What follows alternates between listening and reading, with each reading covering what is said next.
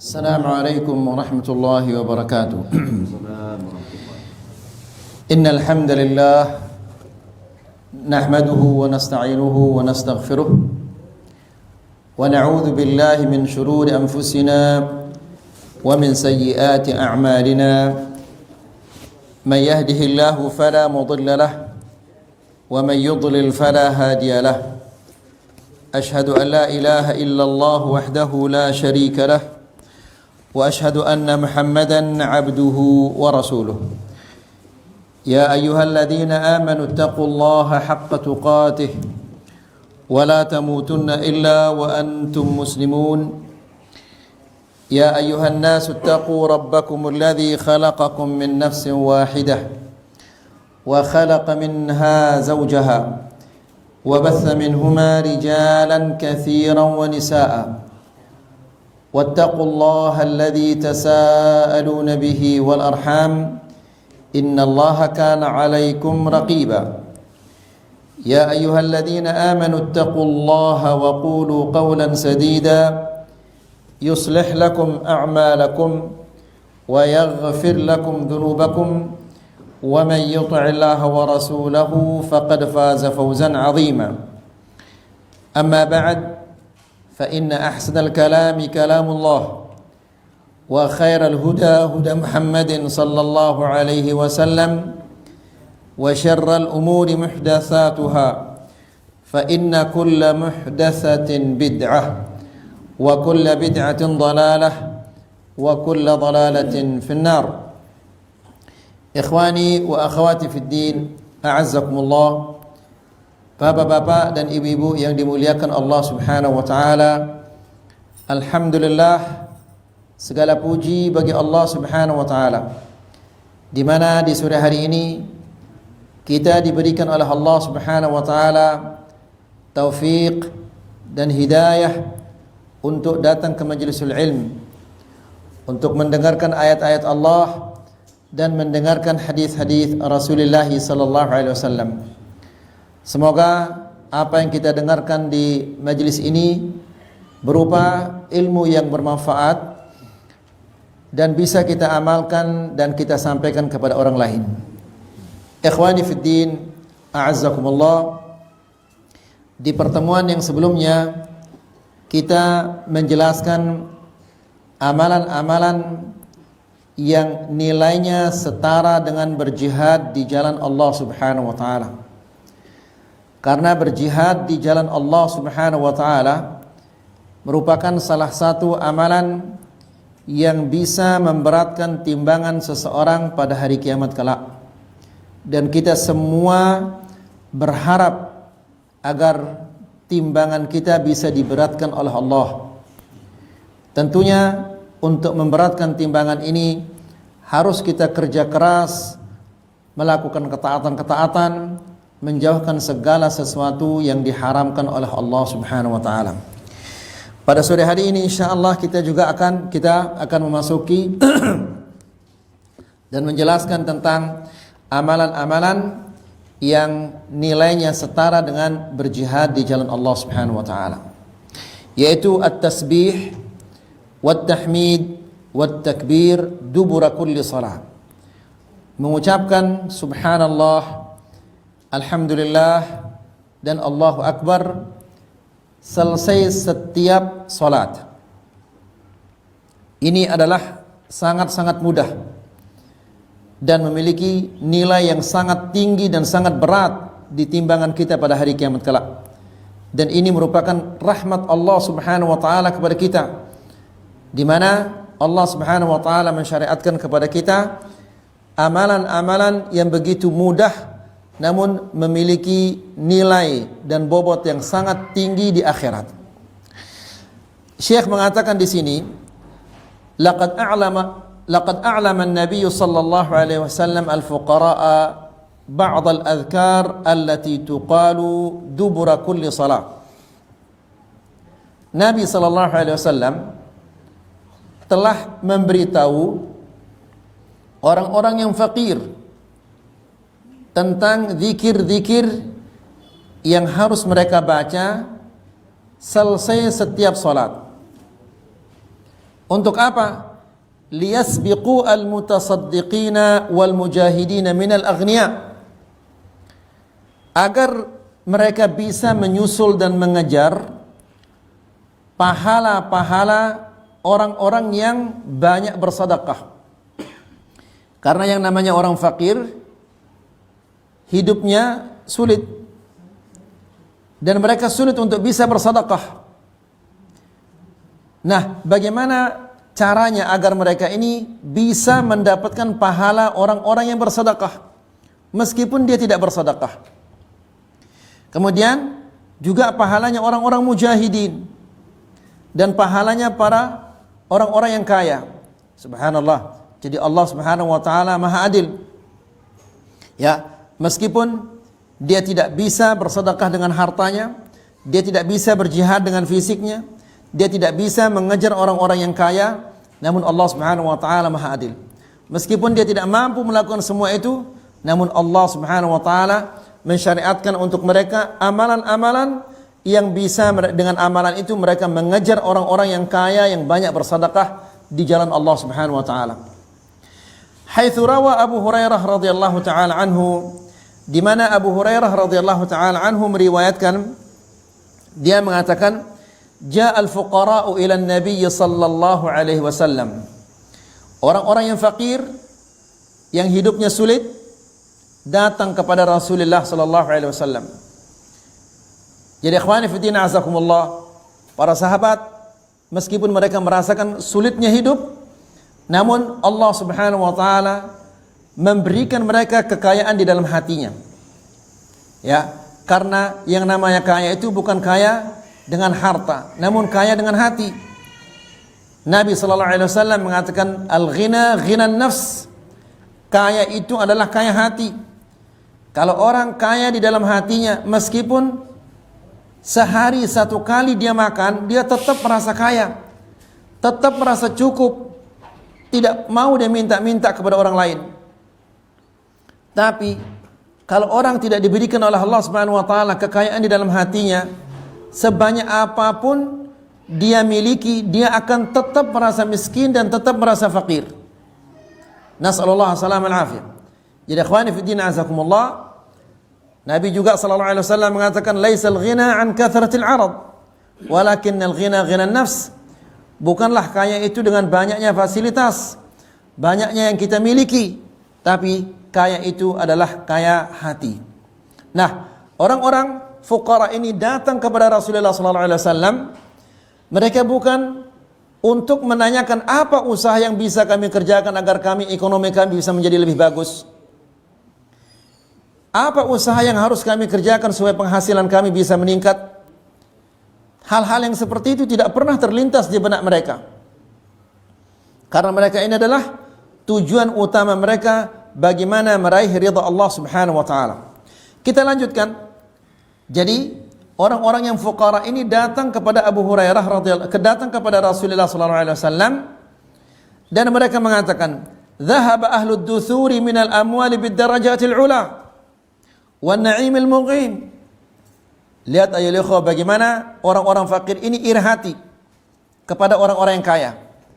Namun yang mereka irikan itu bukan harta yang didapati oleh orang kaya. Apa kata mereka? Ya Rasulullah, orang-orang kaya yang banyak hartanya, mereka telah menguasai tingkatan-tingkatan yang tinggi. Mereka telah meraih tingkatan yang tinggi. Dan mereka mendapatkan an-na'im al-muqim. Mereka telah mendapatkan sorga-sorga Allah, kenikmatan-kenikmatan Allah Subhanahu wa taala. Ya. Kenapa demikian? Yusalluna kama nusalli. Mereka salat sebagaimana kita salat. Ya, yang kaya salat, yang miskin juga salat. Wa yasumuna kama nasum. Mereka juga puasa sebagaimana kita puasa. Akan tetapi walahum fadlun min amwal. Tapi mereka punya harta yang mereka gunakan untuk bersedekah sehingga derajat mereka meningkat di sisi Allah Subhanahu wa taala. Sementara kami ini orang-orang yang miskin, orang-orang yang fakir tidak bisa bersedekah. Ya. Jadi tidak mungkin kami akan mengejar mereka. Tidak mungkin kami akan mendapatkan derajat yang tinggi di sisi Allah Subhanahu wa taala karena kami tidak mempunyai harta yang kami gunakan untuk bersedekah. Lihat ayo ikhwah, subhanallah. Seandainya orang-orang fakir di zaman kita ini prinsipnya seperti orang ini, mungkin tidak ada orang yang apa? Tidak ada kejahatan, tidak ada yang merampok, tidak ada yang mencuri. Karena keseringan terjadi perampokan, pencurian itu karena masalah keekonomian. Ya.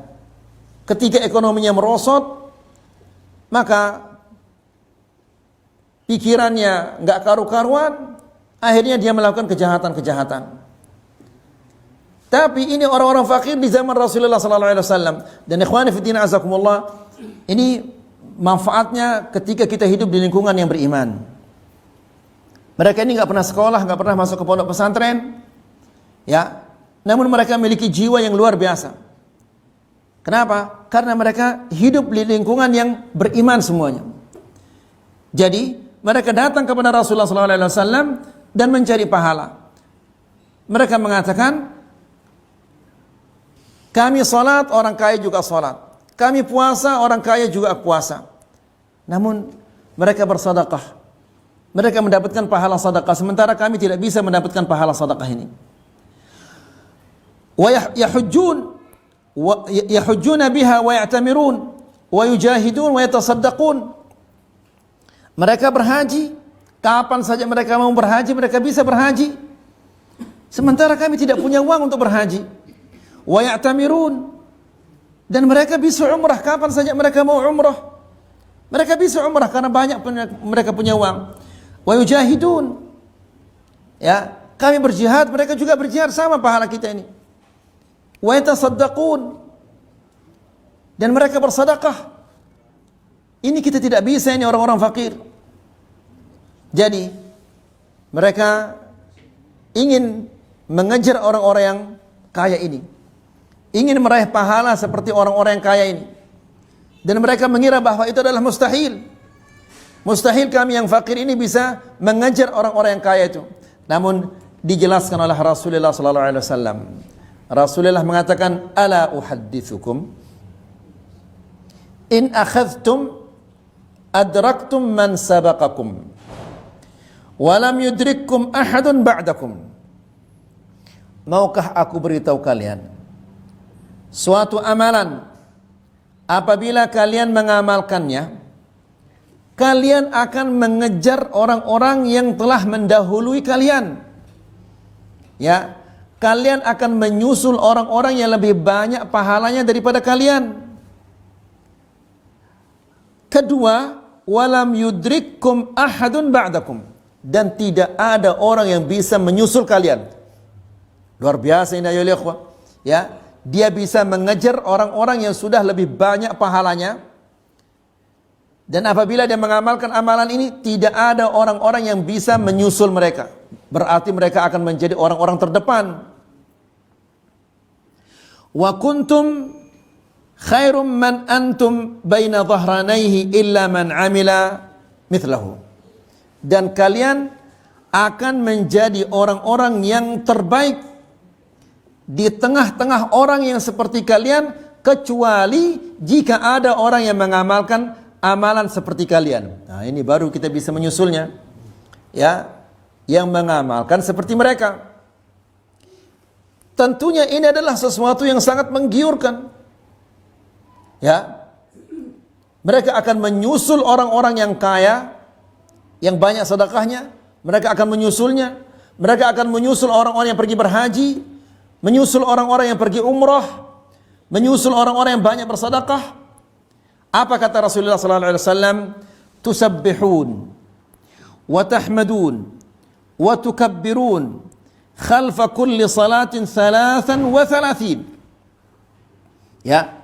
Nabi mengatakan kalian bertasbih, mengatakan subhanallah, kemudian alhamdulillah, kemudian Allahu akbar. Ya. 33 kali setiap kali selesai salat. Subhanallah, begitu mudah ayo ikhwah. Ya, dan gampang. Tidak perlu kita diajarkan karena kita semua orang muslim pasti bisa mengatakan subhanallah, alhamdulillah, subhanallah, alhamdulillah, Allahu akbar.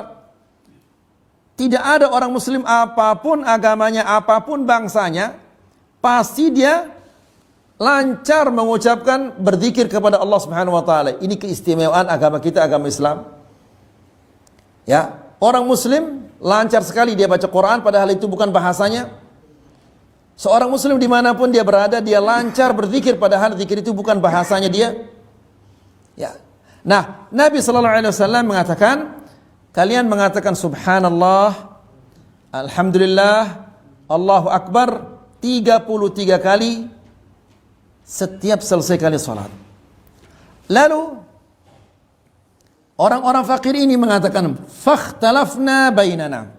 Lalu kami berbeda pendapat di sini. Ya, faqala ba'duna nusabbih 33 wa nahmadu 33 wa nukabbiru 34. Berbeda pendapat mereka. Mungkin salah satu di antaranya salah dengar. Ya, sehingga dia mengatakan, kita mengatakan subhanallah itu 33 kali. Kemudian alhamdulillah 33 kali, Allahu akbar 34 kali. Ya.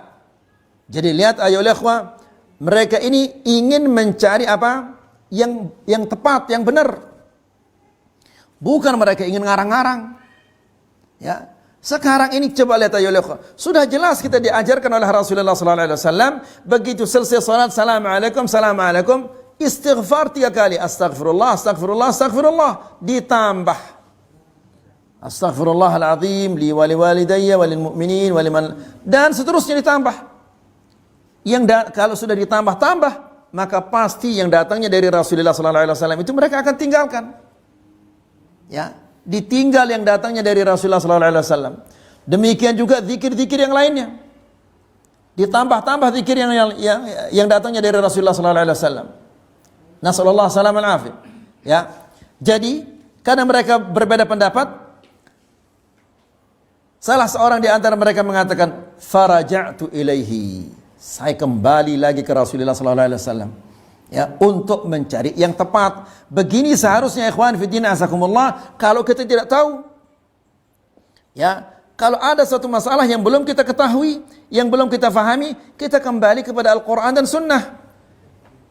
Sebagaimana Allah Subhanahu wa taala berfirman, "Fa in tanaza'tum fi syai'in farudduhu ila Allahi war Rasul in kuntum tu'minuna billahi wal yawmil akhir." Apabila kalian berselisih dalam suatu perkara, ya, maka kembalikanlah kepada Allah. Kembali kepada Allah artinya kembali kepada Al-Quran. Wa ila Rasul, dan kembali kepada Rasul artinya kembali kepada sunnahnya. Ya, lihat ayo ikhwah, ini orang-orang fuqara ini berarti lebih pintar daripada orang-orang sekarang. Orang-orang sekarang kalau berbeda pendapat, mereka kembali kepada siapa? Kembali kepada kiainya, kembali kepada ustadznya, kembali kepada tuan guru, kembali kepada habib, dan yang lain-lainnya. Tidak ada yang kembali kepada Al-Quran dan Sunnah. Seandainya kita kembali kepada Al-Quran dan Sunnah, mungkin tidak akan terjadi perbedaan-perbedaan seperti ini. Ya, karena berbeda pendapat saling mencela jadinya. Ya, maka luar biasa orang-orang fuqara ini ayo ikhwan. Ya, ketika mereka berbeda pendapat, kembali lagi mereka kepada Rasulullah sallallahu alaihi wasallam, lalu mereka menanyakan tentang hal ini. Dijelaskan oleh Rasulullah sallallahu alaihi wasallam. Apa kata Rasulullah sallallahu alaihi wasallam? Taqul, katakanlah subhanallah walhamdulillah wallahu akbar hatta yakuna minhunna kulluhunna 33, sehingga masing-masing engkau ucapkan 33 kali. Dijelaskan sudah tegas ini sekarang. Ya, jadi subhanallah 33 kali, alhamdulillah 33 kali, Allahu akbar 33 kali. Kemudian lalu kata Syekh di sini, fama ahrana an nushghila waqta faragina bihadza dzikr. Betapa layaknya dan betapa pantasnya bagi kita di zaman yang penuh dengan fitnah ini. Ikhwani fiddin azakumullah, Orang-orang banyak melakukan kejahatan karena tidak ada yang dia kerjakan, karena banyak waktu yang kosong. Melamun, menghayal, sehingga banyak dosa-dosa yang dia lakukan. Karena syaitan paling gampang menyesatkan manusia ketika dia kosong, ketika dia menghayal itu. Datang syaitan menggodanya dengan berbagai macam pikiran-pikiran yang menyesatkan. Ya. Lalu dia mengatakan, kerjakan saja, nanti setelah kamu kerjakan istighfar 3 kali 4 kali, dihapus semua dosa-dosamu oleh Allah Subhanahu wa taala. Demikian dia menggoda syaitan itu. Makanya Rasulullah sallallahu alaihi wasallam dalam sebuah hadis menjelaskan, zikir ini ibarat orang yang dikejar oleh musuhnya. Ya, lalu dia berlindung ke sebuah benteng yang sangat kokoh. Begitu juga manusia, dia dikejar oleh syaitan. Kemudian tidak ada yang bisa melindungi, kemudian dia masuk ke sebuah benteng yang kokoh. Apa benteng yang kokoh itu? Yaitu zikir yang dia baca itu. Terlindung dia dari apa? Dari godaan-godaan syaitan. Jadi seandainya kita setiap pagi atau setiap malam, kapan saja ketika kita duduk dan bengang-bengong, baca subhanallah, alhamdulillah, wa la ilaha illallah. Atau subhanallah, alhamdulillah, Allahu akbar. Atau zikir-zikir yang lainnya. Ya. Di samping setiap zikir itu kita akan mendapatkan pahala yang besar di sisi Allah Subhanahu wa taala. Kemudian akan memberatkan timbangan kita pada hari kiamat kelak. Juga ini akan melindungi kita dari bisikan-bisikan syaitan. Ya. Kemudian kata Syekh, "Fama ahrana an nushghila waqta faraghina bihadza dzikr." Maka betapa pantasnya, betapa layaknya bagi kita untuk mengisi waktu-waktu kita yang kosong dengan membaca zikir ini. Lebih-lebih lagi ini zikir yang mudah. Coba seandainya kita duduk berghibah atau membicarakan hal-hal yang tidak berguna. Ya, itu semua akan menjadi penyesalan bagi kita pada hari kiamat kelak. Ya, kita tidak melakukan dosa, tapi kita duduk hanya bicarakan hal-hal yang tidak berguna. Ini akan menjadi penyesalan. Atau dia duduk tanpa dia berzikir kepada Allah Subhanahu wa taala, ini akan menjadi penyesalan baginya pada hari kiamat kelak. Ya, alladzi la yukallifuna illa al-yasir. Dan ini sangat mudah untuk mengucapkan subhanallah, alhamdulillah, Allahu akbar. Sangat-sangat mudah dan pahalanya begitu besar dan begitu banyak. Jadi ikhwani fi din azakumullah, setiap manusia pada hari kiamat kelak dia akan ingat tentang semua yang dia telah kerjakan di dunia ini. Sebagaimana Allah Subhanahu wa taala berfirman, "Yauma yatadzakkarul insanu ma sa'a." Pada hari manusia ingat kepada semua perbuatan-perbuatannya. Waktu-waktu yang dia sia-siakan, waktu-waktu yang dia buang-buang, itu semua dia akan ingat. Dan di sana akan timbul penyesalannya. Ya, atas waktunya begitu banyak tersia-sia. Lalu tiba-tiba ada zikir-zikir yang dia baca secara tidak diduga-duga, ternyata itu yang memberatkan timbangan. Bagaimana senangnya, bagaimana bahagianya orang seperti ini, ya. Pernah kita menyampaikan tentang seseorang yang Allah Subhanahu wa taala perlihatkan kepadanya catatan-catatan dosanya. Allah Subhanahu wa taala mengajaknya berbicara berdua-duaan. Lalu Allah Subhanahu wa taala menunjukkan dosa-dosanya. Ya, ata'rifu dzamba kadza? Dosa ini kamu tahu? Ya Allah saya tahu ini. Ata'rifu dzamba kadza? Dosa ini kamu tahu? Ya Allah saya tahu ini, saya akui ini. Dosa ini kamu tahu? Ya saya tahu ya Allah. Sehingga apabila dia sudah merasa bahwa ke neraka sudah saya ini sekarang ini. Ya. Karena semua dosa-dosanya tercatat dan semua dosa-dosanya itu diakui, maka dia merasa pasti saya akan masuk ke neraka. Tiba-tiba Allah Subhanahu wa taala mengatakan kepadanya, "Satartuha 'alaika fid dunya wa ana aghfiruha laka al-yawm." Di dunia dahulu aku tutupi dosa-dosamu ini, dan hari ini aku akan ampuni semua dosa-dosamu itu. Lihat bagaimana senangnya, ya. Bagaimana bahagianya di saat dia sudah merasa dirinya sudah pasti ke neraka, tiba-tiba diselamatkan dia oleh Allah Subhanahu wa taala dan dimasukkan dia ke dalam surga. Nah, ikhwani fi din azakumullah, maka zikir-zikir ini sangat mudah dan sangat gampang. Daripada waktu kita berlalu tanpa ada manfaatnya, sebaiknya kita duduk sambil mengatakan subhanallah walhamdulillah wala ilaha illallah wallahu akbar. Atau zikir-zikir yang lainnya. Ya, atau doa-doa yang lainnya yang diajarkan kita oleh Rasulullah sallallahu alaihi wasallam. Kemudian kata Syekh, "Falnaj'al lahadat intidharina qurbatan ila rabbina." Maka jadikanlah waktu kita menunggu, misalnya antum yang berada di toko misalnya, jualan di toko, sebelum ada pelanggan yang datang, baca dulu doanya, berzikir atau baca Quran. Ya, di saat kita istirahat dari suatu pekerjaan, zikir dan baca Quran. Ya, di saat kita menunggu salat, duduk sambil berzikir. Ya, atau baca Quran. Bagaimana besar pahala yang kita akan dapatkan di sisi Allah Subhanahu wa taala. Ya. Jadi ikhwani fi din azakumullah, Nabi sallallahu alaihi wasallam mengatakan tidaklah suatu kaum yang mereka duduk kemudian mereka tidak berzikir, tidak menyebut nama Allah Subhanahu wa taala, melainkan waktu-waktu itu akan menjadi penyesalan bagi mereka pada hari kiamat kelak. Kemudian yang berikutnya,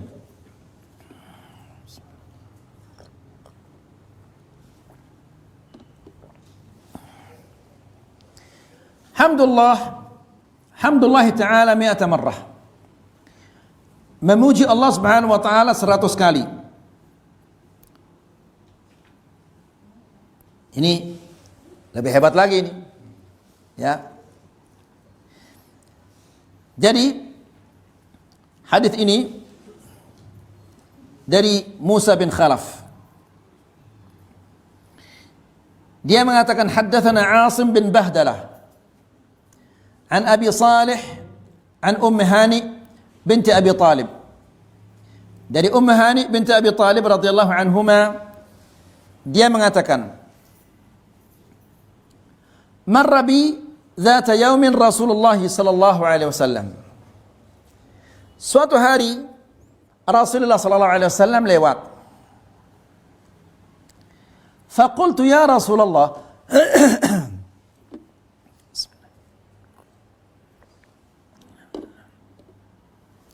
فقلت يا رسول الله إني قد كبرت وضعفت يا رسول الله, aku ini telah tua dan lemah. Ya, maksudnya dia menyebutkan keadaannya ini karena dia sudah tidak bisa lagi seperti dahulu. Kalau dahulu waktu dia masih muda mungkin dia bisa sholat lama-lama.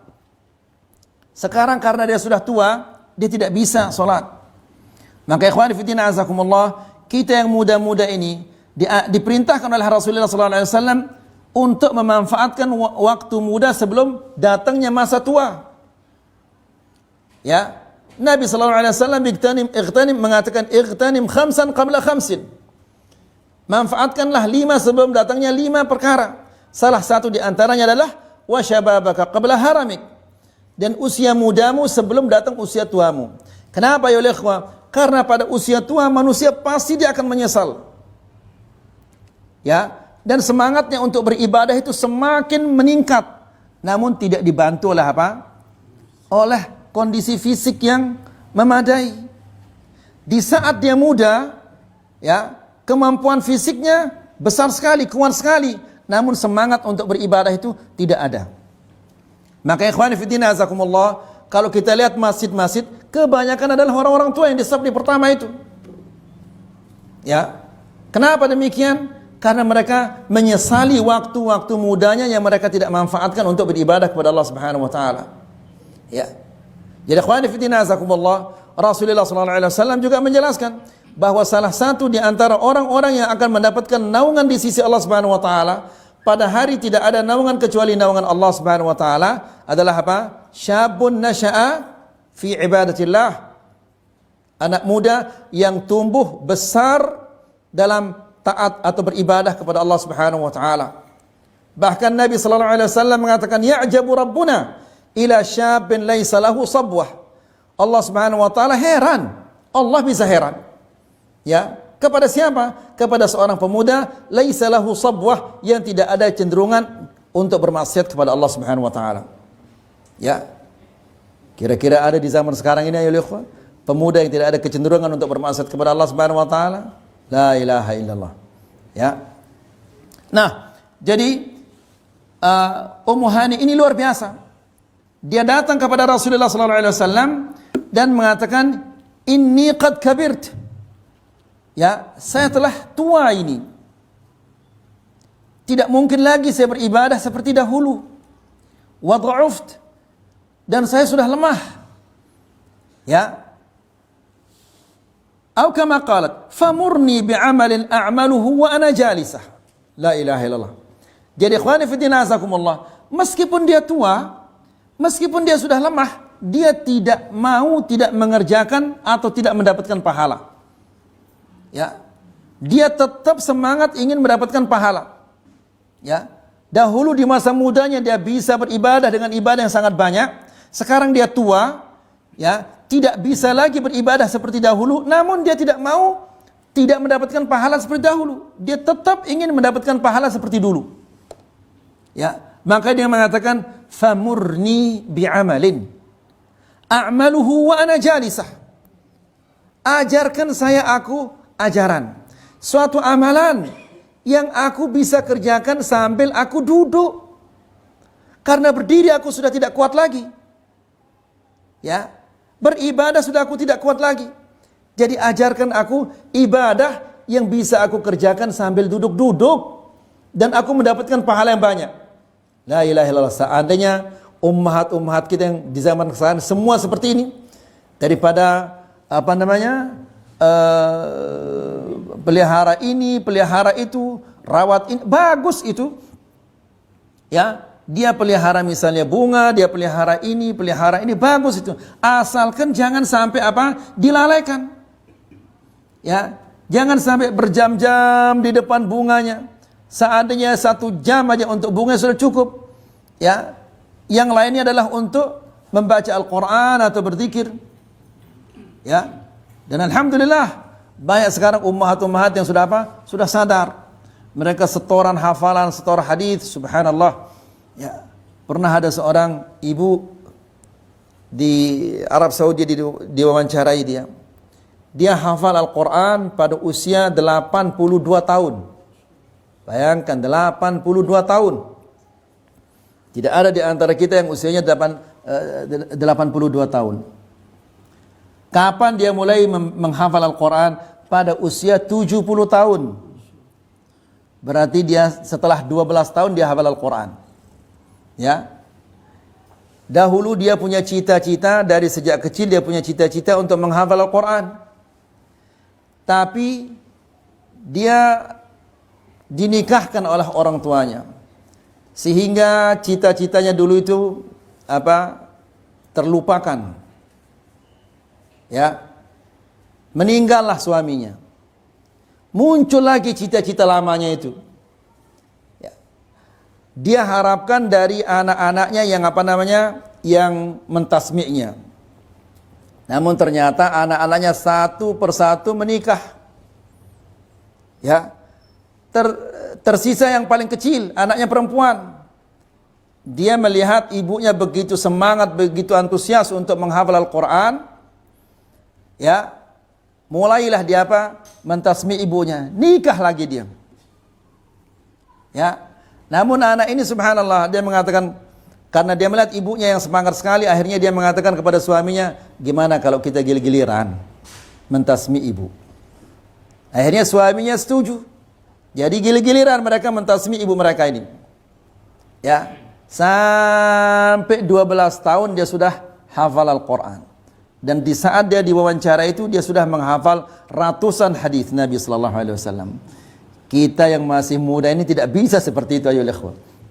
Ya, la ilaha illallah. Jadi Allah Subhanahu wa taala berfirman, "Walladzina jahadu fina lanahdiyannahum subulana." Dan orang yang berjuang di jalan kami, ingin mendapatkan ridha kami, pahala dari kami pasti akan menunjukkan kepada mereka jalan kami. Artinya siapa-siapa yang ingin meraih ridha Allah Subhanahu wa taala, tidak mungkin Allah tidak akan membantunya. Ya. Nah, jadi Ummu Hani mengatakan, "Famurni bi'amalin a'maluhu wa ana jalisah." Ya, ajarkan aku suatu amalan yang aku bisa kerjakan dalam keadaan duduk. Karena sudah tua dan sudah lemah sekarang ini. Apa kata Rasulullah SAW mengatakan, mengajarkan kepadanya, "Sabbihillaha mi'ata tasbihatin." Bertasbihlah, ucapkanlah subhanallah 100 kali. Ya. Subhanallah 100 kali ini setara dengan apa? Rasulullah mengatakan, "Fa innaha ta'dilu laki mi'ata raqabatin ta'tiqinaha min waladi Ismail." Karena ucapanmu subhanallah 100 kali itu setara dengan engkau memerdekakan budak, memerdekakan anak-anak dari anaknya Ismail. Lihat ayolah ikhwah, disebut anaknya Ismail karena keturunan yang paling bagus itu adalah keturunan dari Ismail.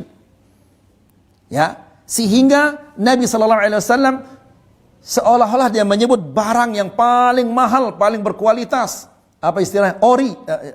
Original. Barang yang top ini. Ya, seolah-olah engkau memerdekakan anak-anak dari anaknya Ismail. Anak yang paling baik engkau merdekakan. Ya. Mengucapkan subhanallah 100 kali. Ya. Maka ini sama seperti fa innaha ta'dilu laki mi'ata raqabatin. 100 anak dari anaknya Ismail alaihi salam. Bagaimana besar pahalanya itu? Kalau itu 100. Kalau 1000 ya 1000 dia merdekakan. Namun ingat ikhwani fi din azakumullah, semua fadailul a'mal ini akan didapati fadilahnya apabila difahami dan diamalkan. Ya, subhanallah misalnya. Apa arti subhanallah? Subhanallah artinya maha suci Allah Subhanahu wa taala. Tanazzah Allah an kulli aibin wa naqs. Itu arti subhanallah. Ya. Jadi ketika kita mengatakan subhanallah, kita mensucikan Allah Subhanahu wa taala dari segala kekurangan-kekurangan. Ya. Dan tentunya orang-orang yang masih bawa ajimat, minta di kuburan, ya, atau meminta berharap kepada selain Allah Subhanahu wa taala, tentunya subhanallah dan ucapannya dan perbuatannya ini sangat berbeda, sangat bertentangan.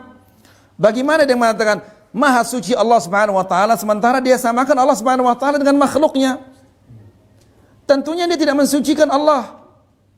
Jadi, ucapannya bertentangan dengan perbuatannya. Bagaimana Allah Subhanahu wa taala akan menerima zikirnya, doanya sementara dia bertentangan dengan perbuatannya? Ya, jadi semua fadail a'mal itu, fadilah-fadilah amalan-amalan ini akan kita dapatkan keutamaannya, mendapatkan fadilahnya jika kita fahami dan kita amalkan. Tentunya kalau orang tidak memahami dan tidak mengamalkannya, ya, dapat dia pahala. Karena tidak ada sesuatu yang gratis di sisi Allah Subhanahu wa taala. Semua dibayar. Ya. Kalau dia ikhlas kepada Allah Subhanahu wa taala. Kemudian wahmadillaha mi'ata tahmidatin.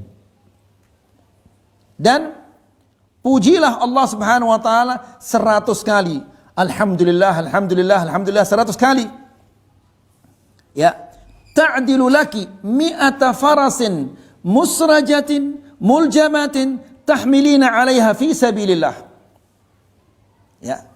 100 kali engkau mengatakan alhamdulillah, maka ini setara dengan 100 ekor kuda yang lengkap musrajah, yang ada surj, pelana, ya, muljamah, dan punya tali kekang, tahmilina 'alaiha fi sabilillah. Engkau tumpangkan seseorang di jalan Allah. Subhanallah.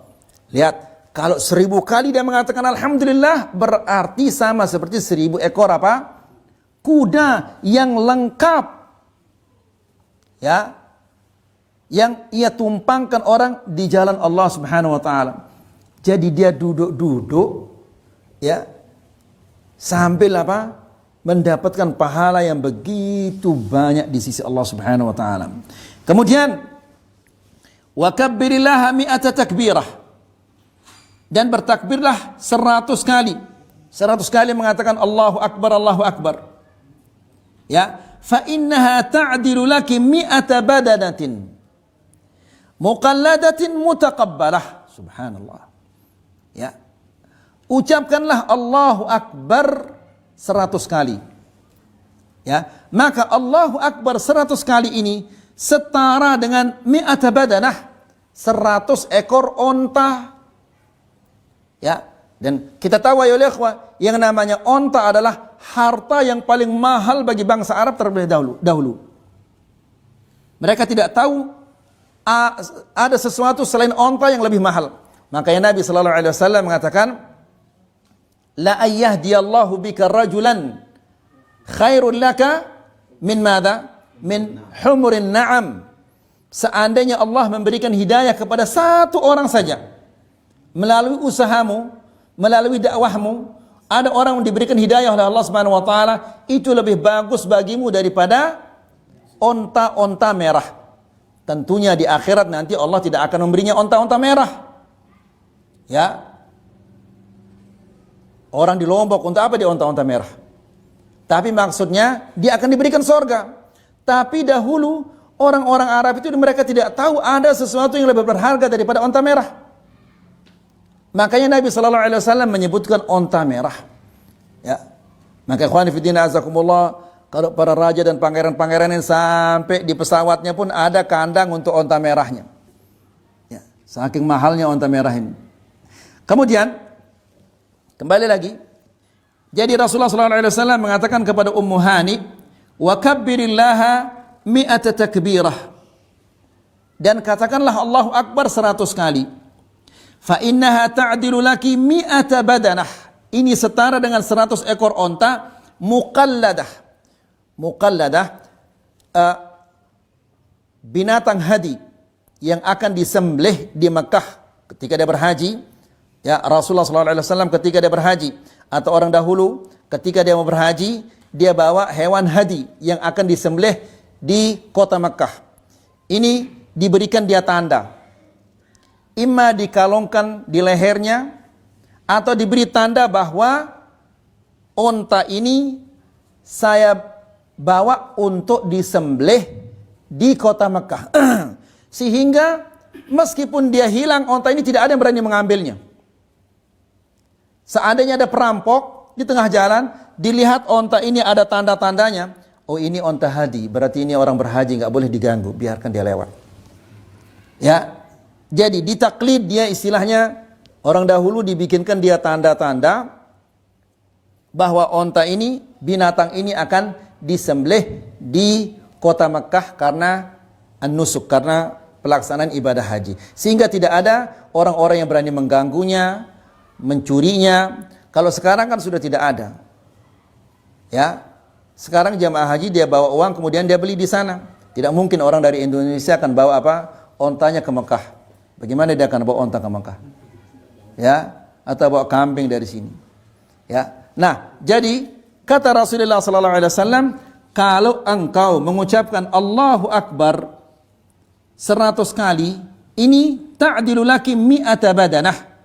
Sama seperti 100 ekor onta muqalladah yang ditaklid, yang dikasih tanda sebagai onta yang akan disembelih di kota Makkah, mutaqabbala, dan yang diterima oleh Allah Subhanahu wa taala. 100 ekor onta yang dikasih taklid, yang diterima oleh Allah Subhanahu wa taala. La ilaha illallah. Ya, ini sambil dia duduk-duduk, dia santai-santai, sambil dia makan biskuit, sambil dia ngopi. Ya, daripada dia berghibah, daripada dia bicarakan hal-hal yang tidak berguna, ya, duduk bertasbih, bertahmid, bertakbir. Kemudian setelah itu, qala Ibnu Khalaf mengatakan, ahsabuhu qala, aku mengira Rasulullah SAW setelah itu dia mengatakan, wa hallili mi'ata tahlilah, dan ucapkanlah la ilaha illallah 100 kali. Ya, jadi subhanallah 100 kali, kemudian alhamdulillah 100 kali, kemudian Allahu Akbar 100 kali, Lalu kata Rasulullah SAW, wa hallili mi'ata tahlilah. Dan katakanlah la ilaha illallah 100 kali. Qala Ibnu Khalaf mengatakan, qal tamla'u ma baina as-sama'i wal ard. Wa la yarfa'u yawma idin li ahadin amalun afdala mimma yarfa'u laki illa an ya'tiya bimithli ma ataiti bihi.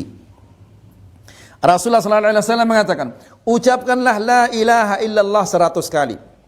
Ya, dan ikhwani fi din azakumullah, kalau tadi subhanallah 100 kali sama seperti memerdekakan 100 orang dari anaknya Ismail.